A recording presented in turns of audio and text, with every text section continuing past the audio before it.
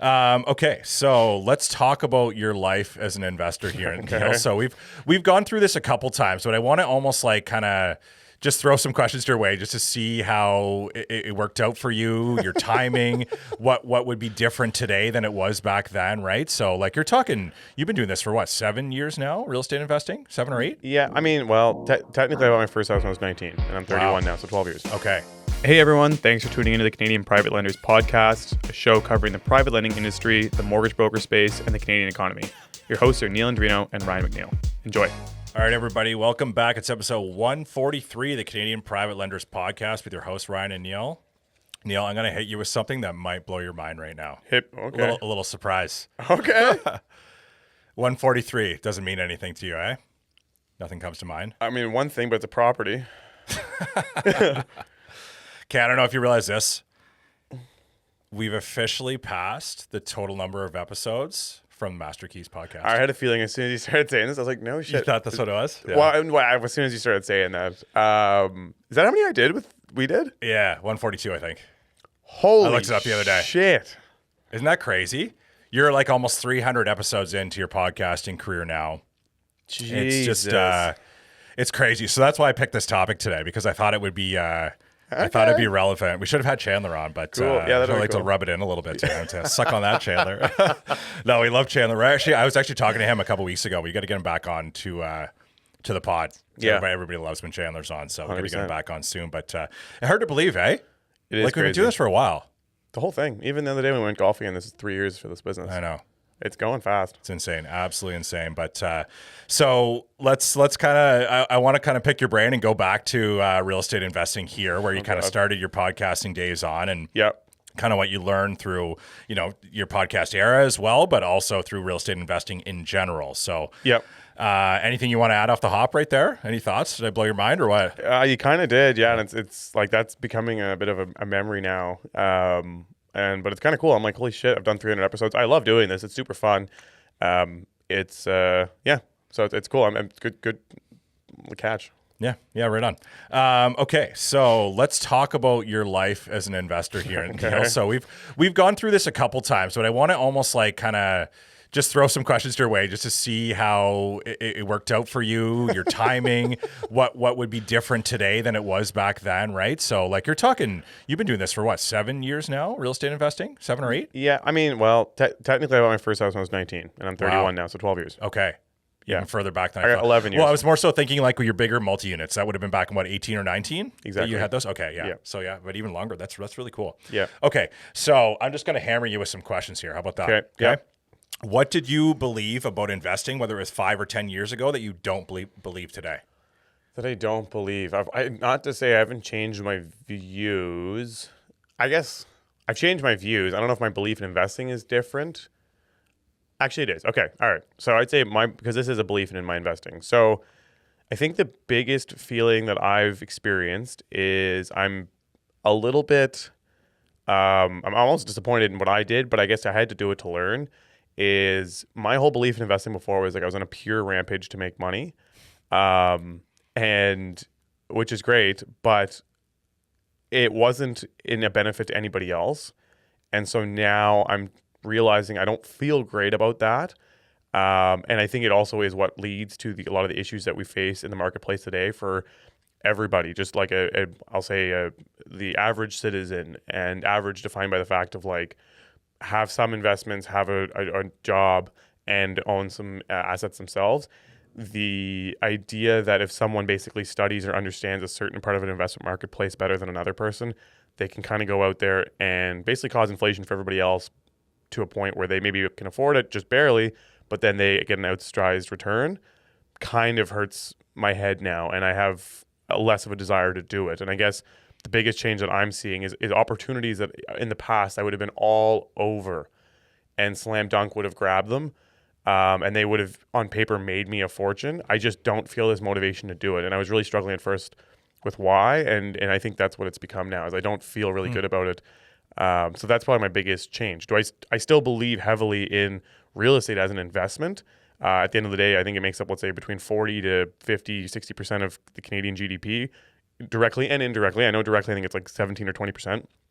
But So I say to everyone, I'm like, if you're in Canada and you want to make money, at the end of the day, 40 cents of every dollar is passing through real estate. So the easiest way to get exposure and know that you're going to do okay is to invest in that, whether you like it or not. And I'll say honestly, I never really loved or liked real estate. I did it purely on an investment basis of making money. So that's probably my biggest belief now is I'm starting to feel shitty about how I've stripped out of the economy and not maybe added to it. Going back to the very start, what was your first real estate investment strategy? First real estate, it was more of just like trial and learn. So I think I've told the story a bunch of times, but I went through Forbes list and was like, what's the most common thing here? How do people make a bunch of money?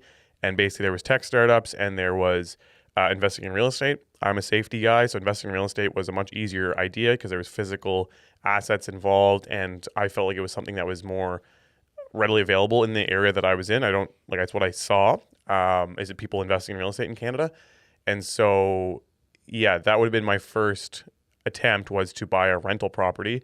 But I didn't know the part I didn't understand. And I always said that back then. I'm like, how do you go? I did the math. I made a big spreadsheet. I'm like, okay, I buy this place for X. I rent it for this. Here's the mortgage pay down. Here's the expected appreciation. And then if I save my income, I can get another one in 3 years, and then 2.5 years, and 2 years. And okay, so then in 20 years, I'm going to have 25 houses. But how the hell are guys putting up apartment buildings for $250 million? I was like, the math doesn't math. Even if I sold all 25 of those houses, I wouldn't have enough to buy the lot to start the project. Right. And so my first investment strategy was simply, I think, just to bite the bullet and get in there because I felt it was a good investment. But I didn't know where I was going with it and what the real value was. You just wanted to get in. I just wanted to get in. And so that's what I did is I bought a duplex in Halifax. What strategy made you the most money? I would say it's I guess the Burr model. And it was just trying to find the absolutely worst asset that had potential if it was operating at its maximum capacity to be worth a heck of a lot more. And I won't even consider, let's say, re-leveraging as making money. It's the equity growth that was the making money. And sometimes I realized that by selling properties, partially because I had to and partially because I thought that was the right thing to do from an investment side. So definitely the ones that made me the most money were finding buildings. For me, it was finding vacant buildings. Like the first 3 or 4 buildings that I got were fully vacant outside of like people squatting. There was nobody who paid rent. They were boarded up with the windows boarded up, doors were screwed shut. The very first one that you guys financed for me was fully burnt out. Like someone had lit a unit on fire. And so there's literally a fire that started in the basement and had burnt a hole straight through the building all the way up to the roof. And so those I got at an extremely discounted rate. There's a big story behind that I've talked about in other podcasts. But I got that at an extremely discounted rate. And then the appreciation of the marketplace combined with the good buy did well. And people say, well, now the market's not appreciating like that. If anything, it's depreciating, so it's not possible to do that.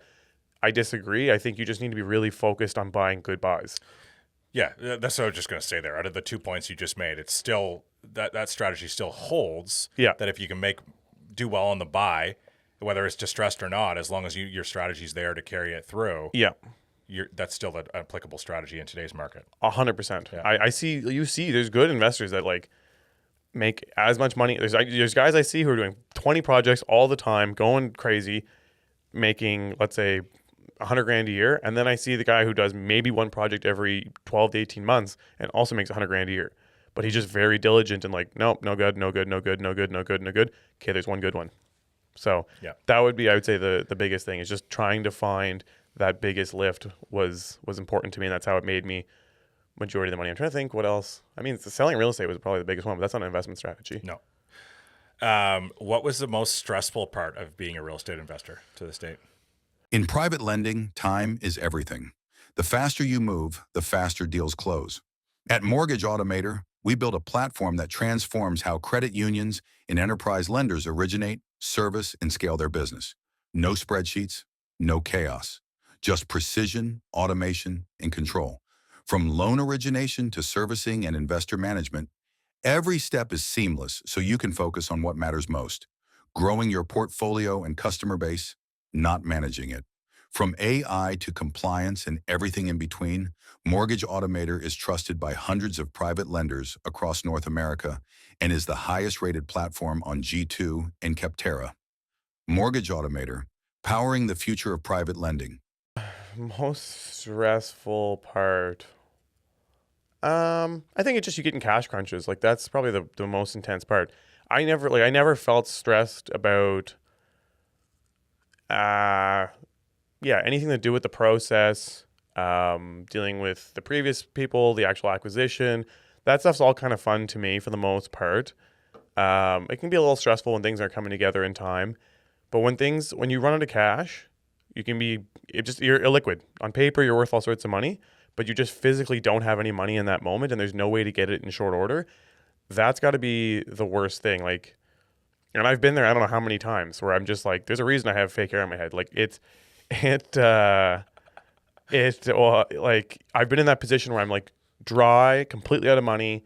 There's payments coming out of everywhere. I owe everyone a ton of money, and it's like, it's stressful, man. No one wants to be in that position. It's funny for like when you're owed money, you're like this freaking person. And like a lot of times, like again, if people looked at me, like I had fancy cars and I built a house and I'd done all these things. So people are like, screw this guy. He's traveling. He's got all these fancy cars. He's doing all this shit, but he can't pay his bill. Right. And I'm like, I have no money. I'm just running on a credit card to do this lifestyle. I know the money's coming, but in this exact moment, I physically have no cash to pay you, like none. And so that is pretty intense. It never got like super crazy. I had maybe a couple threats of people like coming to my house and like smashing out the windows and stuff. That happened a couple times. And one time I got so down bad on cash, only ever once, that I fully run out of money. And I called my mom and I was like, I think I'm going to bounce all my monthlies. Like, how much cash do you have right now? Because I'm about to like, it's done. And kudos to her. She was like, I'll call you back. And she called me back, and she was able to e-transfer me. She didn't end up having to do it, but my brother was like, I'll send you this much, and she'll send you this much. And I was like, I'll scrap from here, and here, and try and make it happen. But that was hell. Like that was, I bet. I don't know. Not calls you want to make. No. And be honest with you, you know why it was hell too is I honestly couldn't give a shit about the money. I'm like, whatever. It was more the idea of disappointing all the people that had put their faith and trust in me. Sure. And all the favors that had been done and all the relationships that had been built. So that's the part that burnt me the most. I'm like, man, I spent so much time, energy, and effort to build genuine relationships with these people. Yeah. And I genuinely never had ill intent. But here I am because of whatever situations have happened, and I'm about to screw up their whole day and all this stuff because I made a mistake here. And it's extra tough. I did it to myself. It's extra tough when it's a lot easier. If I had lived super frugal and had lived a small life, people's acceptance of my screw up would be a lot easier than if I go and be like, I screwed it up. And they're like, you drive a Lamborghini, you idiot. Yeah. You really screwed this up. Right. So I put the additional stress on myself by making this big life. Right. Because then it's like no one's going to have any sympathy for you. Like you said, trust takes a long time to build. And it can be lost in an instant. Yeah. Right. You got one shot at it. One thing I thought was quite interesting was what you said right at the start of that was that you started this so young from like a transactional perspective, just knowing how to do that transaction and how to like renovate a property. Yeah, I feel is like half the battle because I feel like I didn't know that existed until I was like late 20s, early 30s. And I think most people don't. Totally. Like, and the fact that you get in there so young and you understand that process, like you're just not like scared to like look at these opportunities where some people may be like, that's too overwhelming for me. I'm not going to do it. 100%. I'm so fortunate for whatever reason that it came together the way that it did. Because I feel that now when I'm trying to make the next step into things that I drag my heels and opportunities come and I don't really make a move because I'm not confident in how the system works. And so I'm not making the move. Back then, again, I was so hell-bent on getting established. I was like, I will trial by fire this. I also just went after things that were within my bandwidth where I'm like, if this blows up, I'll be all right. I'll be all right. Yeah. And I tried to partner with people that knew it as well. That was the other thing. That was probably one of the biggest pieces is I partner with people that know it off the start so I can learn. It eliminates the risk immensely. It just completely nukes my return. But then I get the education, understand how the system works, and then I can go and do it on my own if I so decide. Yeah. And that was really how I learned it because the first place that I converted into a triplex and did the refi, I had no idea. So bought it, converted into a triplex, and then just sat on it. And someone was like, dude, you got to refi that. And if they hadn't said that, I had no idea. It was only once then that check came in, and I was like, oh. But I had no clue. Like I didn't go into that with the intention of it. I just knew how much cash I had that I could close the place and do the work. So then, anyways, so it's I see that actually to my mom at this point is like I'm so glad I started when I did because then my tolerance has been built up. Like your skin gets thick, And so like now my to get me stressed out, it's got to be like the world's got to be burning down. Right. And it's because I started early building up that tolerance. Yeah, makes sense. Let's say you're starting from scratch today. You got $50,000 in your bank account. Yeah. What would you do? If I forget about my investment principles, no, I think actually like keeping my investment principles now, which is again trying to actually add value to general society. I think you can still invest in real estate, and I think you can still make a bunch of money.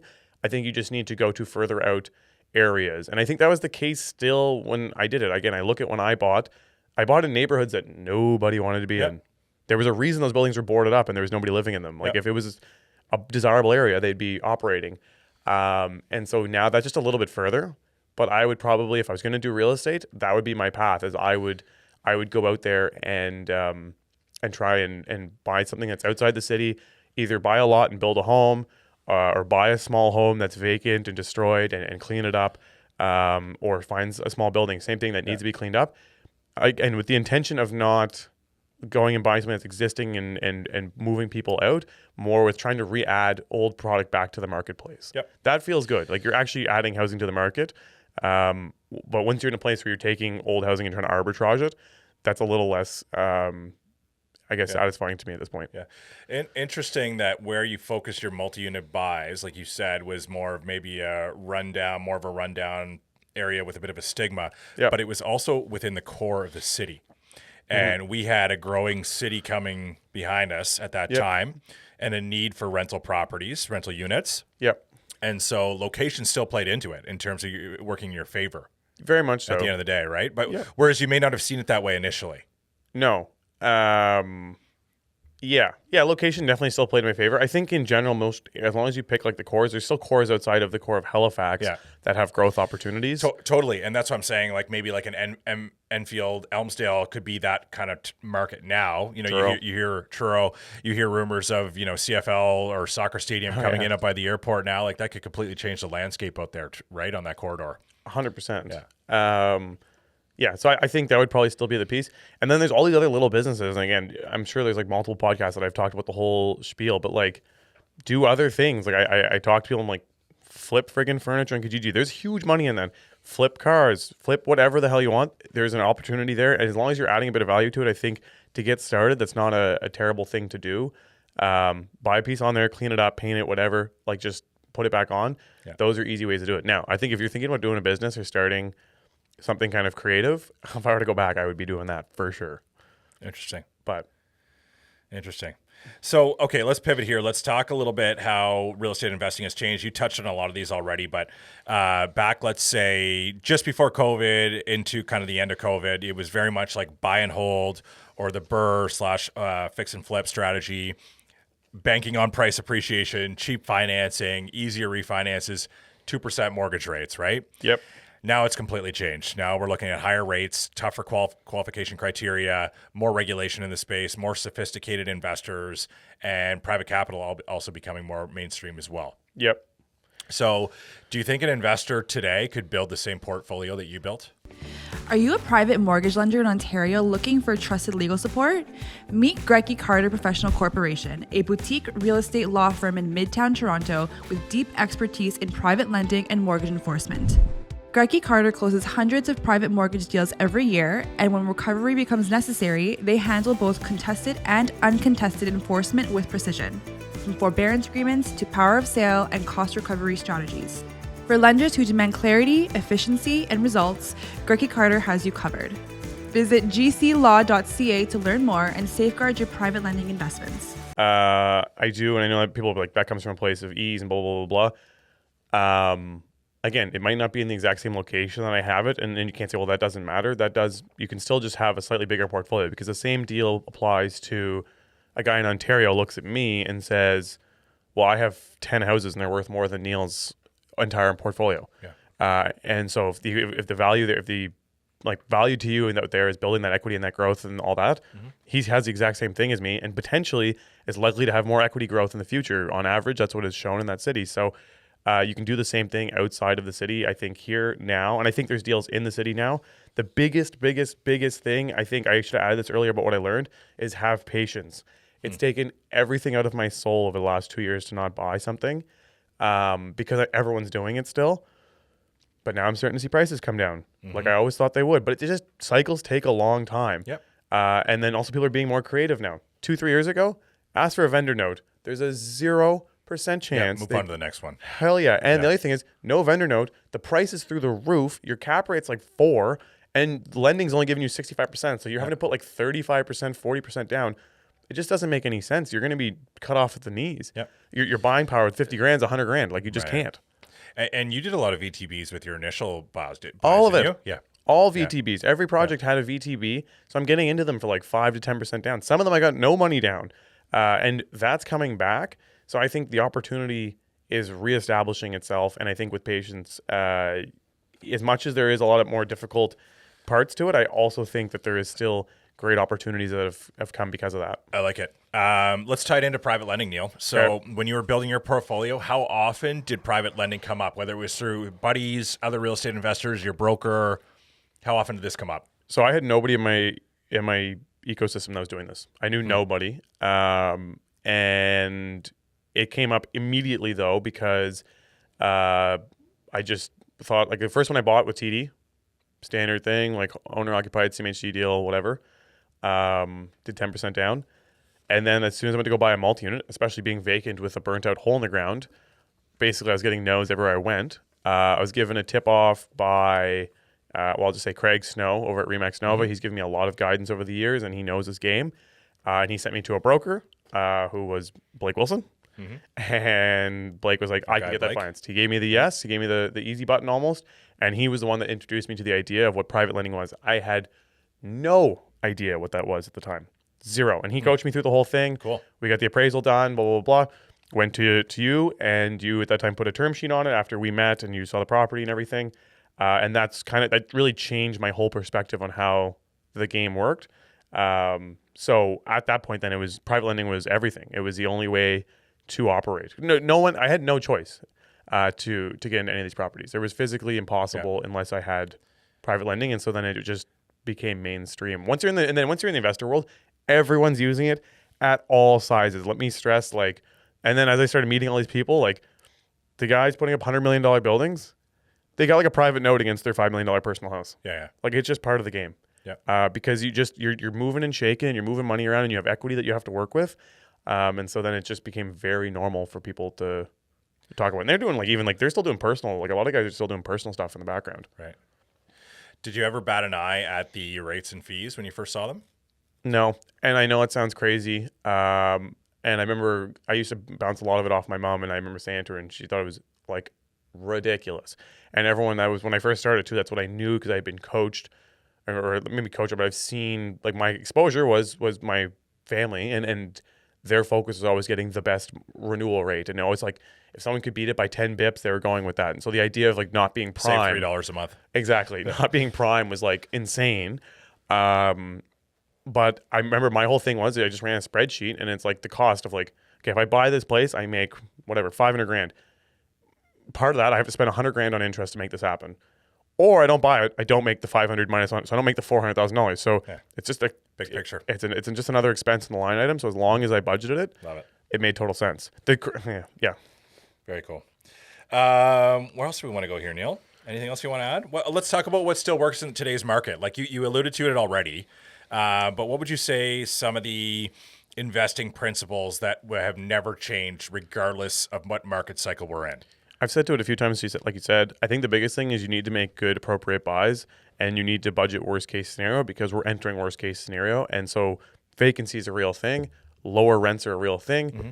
Damage to a unit where you build it, it's worth $1,400 a month. Then in the next rental, it's worth $1,250 is a real thing.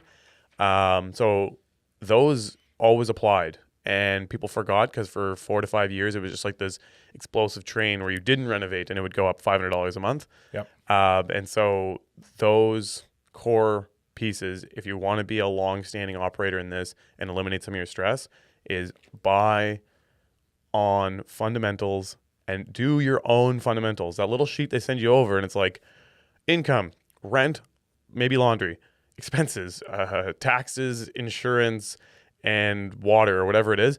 That's a load of crap. Like you're going to have bad debt, so vacancy and issues in there, maintenance, appliances. Appliances are like, they last, I don't know, 2 to 3 months now. So you basically have to replace all your appliances every 90 days. Like just put in all that shit because it's going to be real and it's going to obliterate your numbers. What about cash flow in an economy that doesn't cash flow on properties? That part sucks. It's funny. I've done all res and then recently I got into some industrial and the industrial cash flow is like a lunatic. But goddamn would I rather have the equity out of that project. But I do think, again, it depends on what your investment strategy is. If you want to be slightly more passive, you really need to focus on cash flow and go to the markets that can offer you the cash flow and just, again, hold to your principles. It doesn't matter how sexy an asset is. Like I see it all the time. There's beautiful buildings here that don't make any damn money and you want them so bad. If it's going to drown you, there's no point. And so I would say hunt for the deals and then just be patient and don't go for them and just invest in things that maybe give you the ability to have access to your capital that still pay cash in the short term. I think right now cash flow is super important and continuing like even a base level of growth is really, really important. What about, I'll give you one more to choose from here. Maybe talk about either avoiding over leveraging or keeping cash reserves on hand. I'll say from both. So, and I mean, I haven't been in long enough, I think, to maybe see it fully. Over leveraging is really crucial, and I've seen it in a lot of guys where I get calls now that they're like, "Oh, I own 7 houses," and then you pull it up, and then they're so levered on all of them, and the cash is fully gone. So unless you're like an unbelievable operator or putting into other investments, once you're over leveraged, you're screwed because there's no out. There's just no way to get out of it. So you got to be super cautious. The only times I'd say to go for an over leverage is if you have an unbelievable amount of confidence in a immediately heavily growth market, but then you also need to be fully comfortable that you're prepared to lose the whole thing, blow up all your relationships, blow up all your assets, and just kill it. And I can respect that because I did it. And again, I think if you want outsized returns and you want to make the growth levels to go from whatever it is, having $10 to $1 million, you might have to do it. But you got to pick the time to do it. And right now, the marketplace, this is not the time to be doing that. Cash reserves, again, same deal. I think when you're in full growth mode, like, man, it's just all you got to think is, okay, if I take this cash off the table and put it in reserves, my stress level goes down. I keep a few more of my hair follicles, but I'm also going to have way less growth. Right? You think about that if you buy equities, I think most people listening probably buy stocks. And like, man, I put in 20. I wish I put in the whole 100. Right? You always think that. Yeah. And it's the same thing with all of this. So if you're willing to lose it all, then do it. And if you look at those guys like the John Risleys of the world, it's because they put their whole ass in there. There's no half ass in it. Their whole ass is on the line. And when it hits, everyone's like, look at that. He's so lucky. Meanwhile, he's been probably scrapping off a line of credit for his own personal life for the last 5 years until that thing hit. So you got to be ready to do it. So I think it's your own personal comfort level. I'm trying. I would like to do. I honestly, I feel like I'd like to do it again because I feel comfortable that if I were to lose my cash, I'm not going to be super upset in that. But again, you have to know yourself of like, am I going to be pissed? Also, if you have a family and a spouse and shit, that's a different game. Like then you definitely need to have a cash reserve aside, I think, for your family because you can't go home and tell your separate kids. bank accounts. Yeah. Cool. Okay, Neal, let's start to wrap up here. Let's look forward a little bit in the future. So let's say 10 years out, what does Canadian real estate look like? Okay. So you can look into things like shortages in housing, immigration, missing middle, purpose-built rentals, any of those topics you want to touch on. All the bad headlines that are in the news.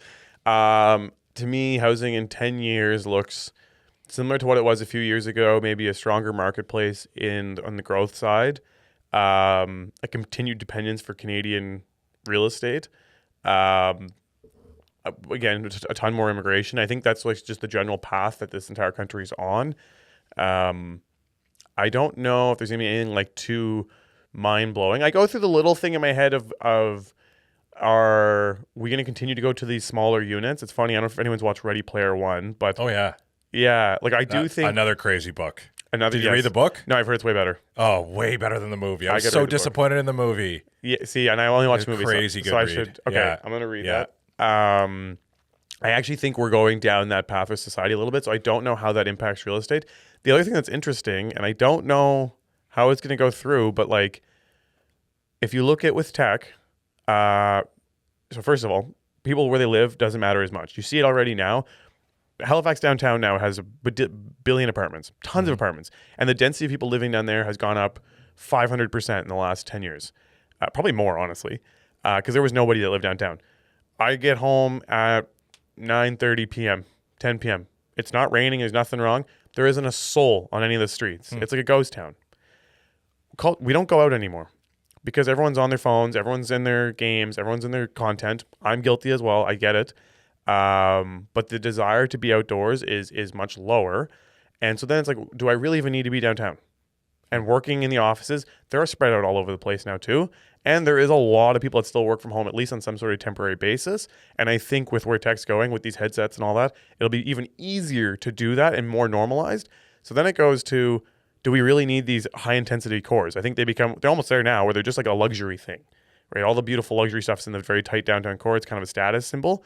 And then you can live almost anywhere. And you see this combined with, because of all this tech, we're having these huge, like massive drops in fertility rates. I don't know if the countries are going to try and do or make this any better, but it sounds like there's a lot of talk of that they don't know that they really want to boost the fertility rates anymore because the globe is so messed up from our massive amounts of consumption. So if we have reducing fertility rates, less demand to be in certain areas, I don't know that real estate is just this ever-growing value piece. That's the only thing I think about. Because I'm like, I know we all talk about how a previous generation, they bought stuff 40, 50 years ago, and then it doubled, or well, probably 10x'd. Does it go there again? Because if that's the case, that means then these houses here that are $1 million, they're nothing that special. You're telling me in 20 years, those are going to be like $10 million? I struggle with it. Now, all that being said, you go to the UK, that shitty little house is $10 million. So maybe there is an opportunity. Anyways, I'm always bugging out about everything, as you know. But I would say I'm wonder sometimes if like this idea that there's just an endless economic growth cycle for certain asset classes actually exists, especially if we start to face population decline. And you see that then in the Asian markets where there is population decline, right? Their housing there isn't really that valuable. Interesting. Anyways. Okay, Neal. So 143 episodes in. Yeah. If we, last question here, if we were to make it to 300 episodes, I hope we do. Holy shit. What are we here talking about? Are we talking about fertility rates or what? Housing market's declining.